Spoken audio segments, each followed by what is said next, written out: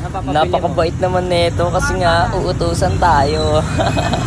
Ayan, binigyan tayo ng 100 pesos para bumili ng merienda. Ang bibili nga pala natin dyan ay shawarma, yung paborito niya sa tapat ng Logbeast, sa lugar ng Phase 9 o Phase 10 o sakop pa ng Phase 10 o Phase 9 yan. Basta sa tapat ng Logbeast, malapit mga tol. Yan, pabiyahe na nga pala tayo at nandito na nga pala tayo sa Arch Shawarma. Yan o, ito yung Logbeast mo. Makikita nyo mga tol sa tapat ng Logbeast.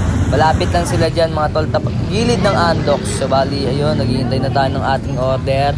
At marami silang mapagpipilian dyan. Marami silang pagpipilian. Marami kayong pagpipilian. Ayun yung menu niya. Ang in-order nga pala natin, shawarma with cheese. Bali, 95. Nag-add tayo ng 10 pesos. Nabubulol tayo guys kasi napakabilis natin magsalita. So bali, ito na. Nakauwi na tayo kahit traffic. Yan si Ate Enzo. Oh, gumunog pa yung mukha eh. No? Sabi niya, thanks.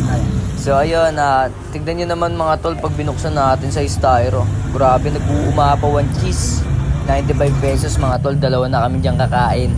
Sold na kami sa pang merienda. Ayan, ponchaw na tayo.